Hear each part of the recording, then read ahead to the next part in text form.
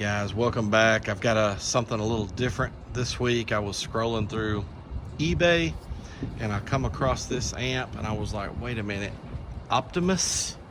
I didn't know Radio Shack had their own amps.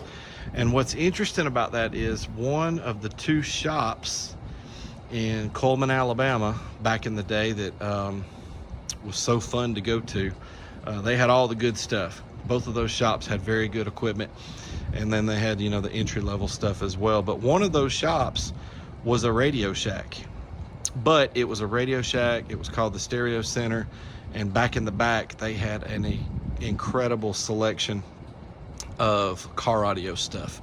So it wasn't just the type of stuff you would get from a Radio Shack. They had Rockford Fosgate, Precision Power. They were a kicker dealer. They had a lot of really nice stuff, and so I used to go in there a lot. I've bought a lot of stuff from them back in the day, and would go in there a lot of times just to look around and drool a little bit and wish I had the money to buy some of that stuff. But in my coming and going from there over several years, I never saw Optimus amps in there, and so I don't know if somehow these were sold at Radio Shacks during the years that I wasn't involved in car audio, or if that Radio Shack just simply didn't sell them. Not real sure, because they had all the good stuff. I would have thought, I don't know. But this amp, as I look at the controls on it and everything, I wish I knew more about this amp.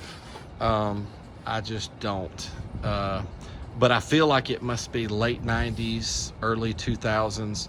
Again, I would have come across this during that time, but I just don't know. I don't know. If you guys know more about this, please comment what year you think this would be, or what year range they made these amps. But it's probably something that I would have been interested in back in the day. I would imagine that the price on this is probably a good bit cheaper than some of the real good stuff, and I'd have probably had my eye on it, especially with it being, the physical size that it is, and it claims to be a 170, what's it say there, 170 watt stereo amplifier, MOSFET power supply, and then up here, Optimus bridgeable high power amplifier. They got these colors on there. They don't stand out very much. It's you can see that red a little bit better than that tan or green or whatever, but yeah, it's probably one that would have caught my eye. But here's what you get on this side. You have high level inputs, screw down terminals, low level inputs, and the knobs. My Punch 150s, I had a couple of those. They had the knobs like this that you would turn. But yeah, treble, bass, level, and let's flip it around. Okay, so your speaker outs, this is kind of cool.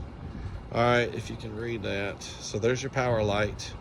I talk about going into, that it never goes into protect. I'm shooting this video last, by the way, but it doesn't appear to have a protect light. So but it does have normal and bridged, and so it's in right now for bridged mode. You can click it out, it stands out a little further. But here's your output. So this is a 2-channel amp. There's your left and your right, and as you see right there, it says mono, positive, negative. So if you want to bridge it, you just hook up this 1 channel and make sure this button is pushed in, and then now you're going to get all of the power out of 1 channel. It came with 2 30 amp fuses, but it doesn't indicate what size fuses are supposed to be in here. Probably a lot less than 30 amps if I had to guess, but I did see another one of these online. I can't remember if it was for sale or in a video, but I saw another guy that had one of these, and he had 2 30 amp fuses in his as well. So I don't know, I left them. This is kind of cool here. This is your power, ground, remote. Check this out. You get 2 powers. These were missing So I was only able to hook up 1 power and 1 ground, which is definitely sufficient for the output of this thing. But yeah, to have 2 power and grounds with the screw down type terminals like that is really different. I've never seen that before. And then your remote. So here's what you get on the back. This is kind of neat right here. Optimus model number 12-1967A. Stereo power amplifier, DC 12 volt negative ground, custom manufactured in China for Radio Shack, a division of Tandy Corporation, Fort Worth, Texas, 76102. And then up here, warning, when operating in the bridged mode, the minimum speaker impedance is 8 ohms for each bridged channel. You can only connect the left speaker terminals in the bridged mode. Do not press normal/bridged to the bridged position when operating in the normal mode. 2 speaker output. So yeah, if you had this hooked up at 4 ohms, you know, 2 channel, 4 ohms a piece, and then you were to hit the button, then it would automatically switch to bridged, and then you would be at 4 ohms mono, which is a lower impedance than what this amp is rated to go. But of course, we are going to test this amp at 8 ohms mono and 4 ohms mono to see what we get out of it. Let's see, carefully follow the instructions on page 12 of the owner's manual for high-level input connections. Failure to do so can damage your amplifier and speaker system and voids your warranty. So, guys, I will tell you this. This amp functions just like it's supposed to. I do have a something going on here with the red RCA, and I don't know, I'm able to overcome that to do the test and to even listen to it. But that is the only thing about this amp that acts a little funny at all, is there's something internal going on with this RCA. But if you put a little pressure on it, I stick a business card in there between them just to hold it up a little bit, and it functions like it's supposed to. I'm probably going to stick this thing on Marketplace like I do just about all of my amps and sell it for, I don't know, 30 or 40 bucks. You know, if I would have had one of these back in the day and I wanted another one, I'd pay a little bit of money like that, just to have it, especially with one that works. But you know, yeah, I'd pay that. Like some of my old amps, I wish I had, even though I wouldn't use them. You know, I don't think anybody would want to buy this current day to hook up and use, especially with this RCA acting funny. But to have it and say, hey, I had one of these back in the day. I used to have this thing in the back of my, you know, S10 Blazer on 2, you know, kicker 10s, 2 kicker 12s, something like that. That's probably what somebody would want to do with this thing current day, is just have it for nostalgia purposes. But it really got my interest, and I thought, man, let's get an old amp and see what it's about, see what kind of power it put out. So enough rambling, let's get on to the listening of this thing and the dyno runs. Let's take a look at that gut shot, and let's see what you would have got back in the day if you would have pulled the trigger on a Optimus 170. All right, guys, stay tuned. All right, guys, the only rating on the bottom of this thing is for a 8 ohms mono in bridged mode. You can see here that we're in bridged mode using the left channel only, and the button is pushed in. And then on the amp, of course, it's called a 170. So we can assume that this run right here should do 170 watts. So I am wired up to an 8 ohm load. I'm probably, I don't know, I'm undecided. Maybe we'll try a 4 ohm after this. Yeah, I don't know. We probably will, to be honest. But we're gonna start off with that 14.8 as always, and we're gonna capture the current draw. And this is gonna be a 40 hertz track. Probably gonna do a 40 hertz and a 1K, because this is a full range amp. And to be honest, this is one that could go either way. I bet you back in the day, people would have put a couple of subwoofers on this amp, but to be honest, it also might have ended up on some 6x9s or some 6.5s or something like that. But let's get to it. 40 hertz. Let's see what she does.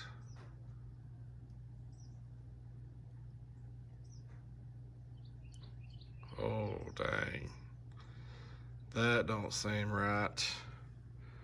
Current draw, 14.3. The voltage, let's see, I actually forgot to put that in the right mode.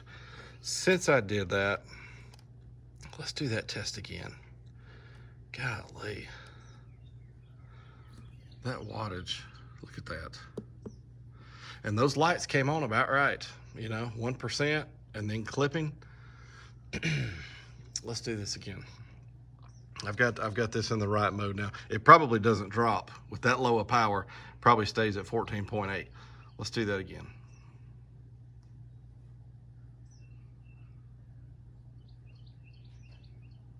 Yeah. Wow. Yeah, the voltage never dropped at all. 15 amps of current. That is something else. Let's reset this. Let's reset this. And no sense in resetting that. Let's do 1K. Track number 2 on the SMD CD, 1 kilohertz.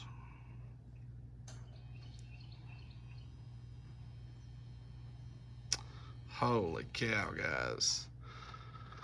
Holy cow. Wow. So if you bought this amp back in the day expecting 170 watts, you were really only getting 40 something actual watts. I don't know, this is an old amp, so it's really hard to say if, you know, something's wrong with it, and that's why the output is the way it is. But I will say this, everything is acting right. The testing, the distortion, the clipping, I don't know, everything's acting right. It really might only be a 40 watt amplifier. I don't know. Let's try it at 4 ohms. All right, here we are at 4 ohms. It's not really even rated to do this run, but let's do the 40 hertz track first.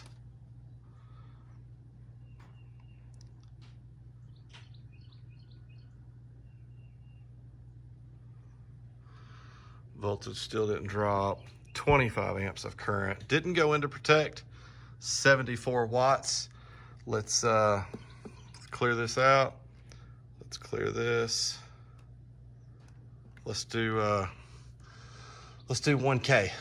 4 ohms, 1K.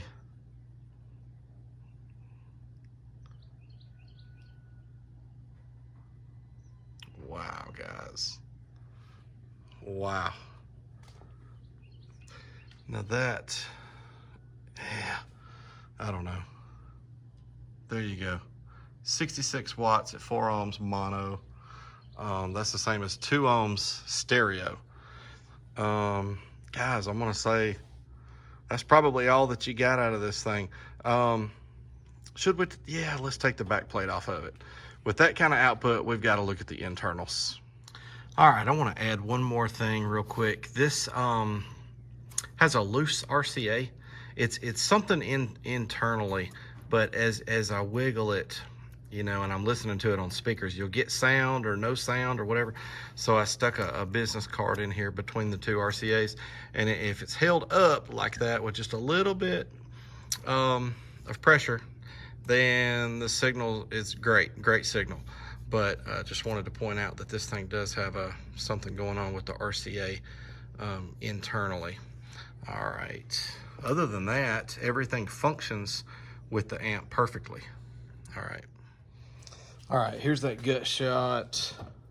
I do like the way that this comes apart here.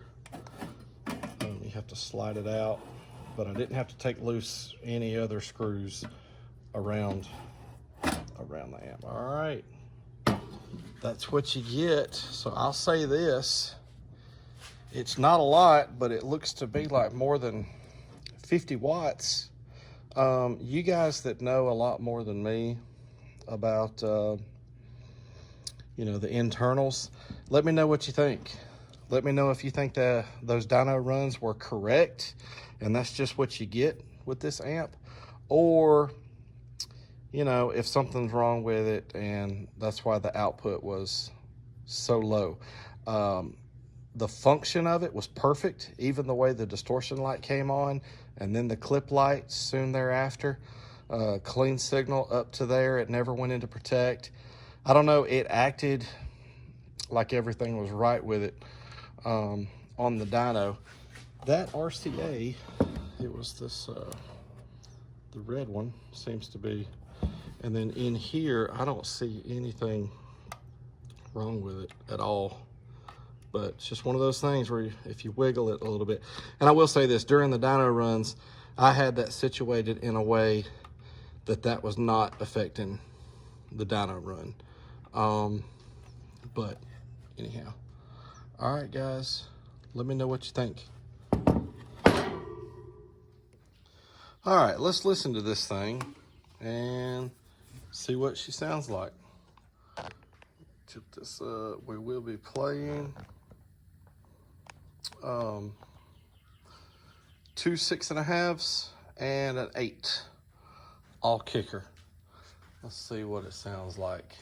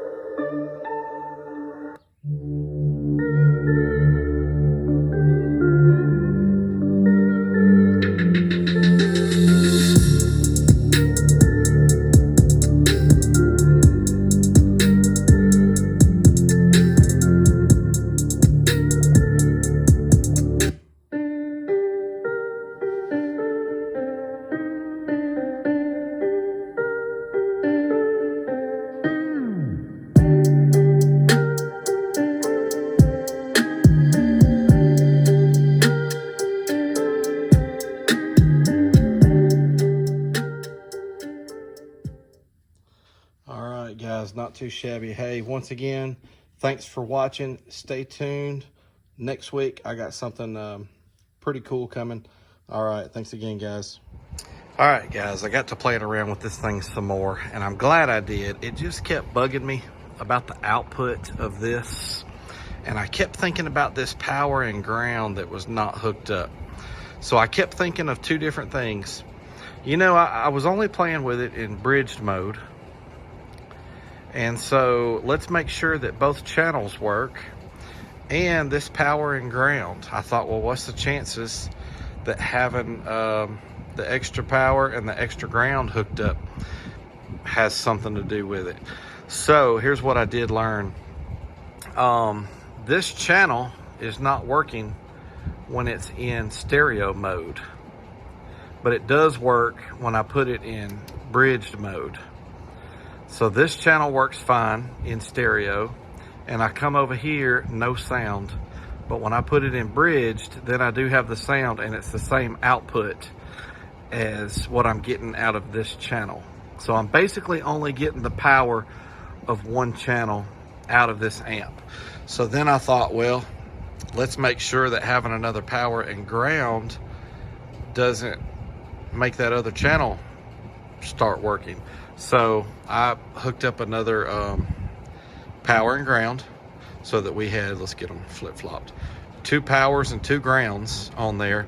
It did not make a difference with that second channel working.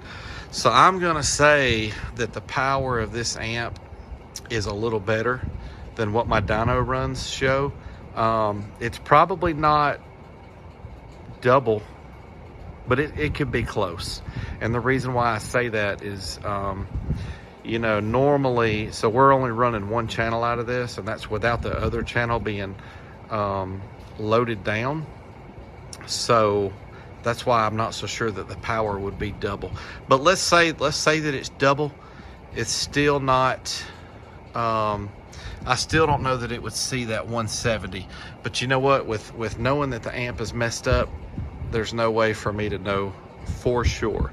But it is likely that this is about a 100 watt amplifier, and that 170 is a max rating. That's kind of what's making sense to me. Also, both of my fuses are okay. I double checked that to make sure I didn't have a blown fuse that was keeping one channel from working. And anyhow, I had to add that since I figured that out, and I just wanted to let you guys know. All right, guys, thanks again. Please consider subscribing. You don't want to miss all the other things coming up on the channel. And guys, thanks a bunch. One last thing, guys, drop me a comment. Let me know what you think I should do with this amp. Should I sell it to someone for nostalgia purposes? Maybe somebody that wants it because they had one back in the day and they'd love to just have it and look at it and hold it and reminisce. Of course, I'm never dishonest about anything, which I'm always selling new amps basically. But in fact, when I sell one of the amps I get off Amazon, I'm always upfront about the fact that it's been on a test bench. But should I sell it as an amp that's only partially working, or maybe we shoot it? I don't know. I'd be interested to know what you guys think. So drop a comment, let me know what I should do with it. Sell it for real cheap, or I don't know, take it out to the range. All right, guys, thanks for watching.